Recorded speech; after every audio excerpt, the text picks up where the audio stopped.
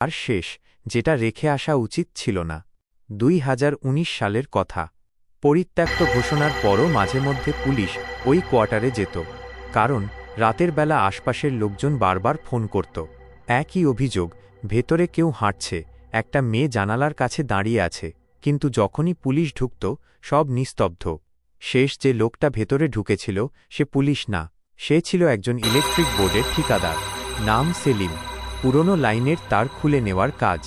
লোকটা সাহসী ছিল, হাসতে হাসতে বলেছিল, ভূত টুত মানি না ভাই, সে একাই ঢুকেছিল। সন্ধ্যা 6টায়। রাত 9টায় সে ফোন করে সুপারভাইজারকে বলে, ভাই, ওই বন্ধ ঘরটা খুলে গেছে। সুপারভাইজার বলে, কেউ আছে? সেলিম কিছুক্ষণ চুপ করে থাকে, তারপর বলে, না, কিন্তু ঘরের ভেতরে কেউ ছিল। এই কথার পর ফোন কেটে যায়, আর সেলিম বের হয় না। পরদিন সকালে পুলিশ আসে। দরজা খোলা, ভেতরে কোনো ভাঙচুর নেই, শুধু ওই ঘরটা।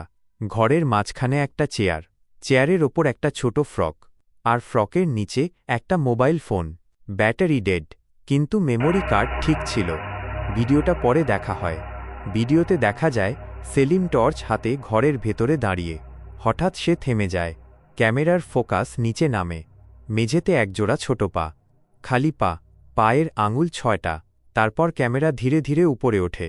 ভিডিও এখানেই শেষ হওয়ার কথা ছিল, কিন্তু শেষ 3 সেকেন্ডে একটা জিনিস ধরা পড়ে। সেলিমের পেছনে আয়নায় একটা ছোট মেয়ে দাঁড়িয়ে, ক্যামেরার দিকে তাকিয়ে। সে ফিসফিস করে বলে, তুমিও চলে যাচ্ছ। সেলিমের লাশ কখনো পাওয়া যায়নি। এরপর পুলিশ সিদ্ধান্ত নেয় ওই ঘরে কিছু রাখা হবে। পরদিন ওই ঘরের মাঝখানে একটা ফলক বসানো হয়, লেখা, এই স্থানে 1997 সালে এক শিশু নিহত হয়, আমরা দোষী ছিলাম। লোকালরা বলে, এরপর থেকে আর কাউকে দেখা যায় না।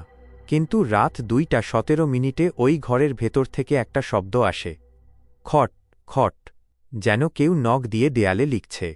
এই গল্পটা এখানে শেষ, কিন্তু ওই কোয়ার্টারটা এখনও আছে, আর আশেপাশের লোকেরা জানে কিছু জায়গা খালি থাকে না। টান টান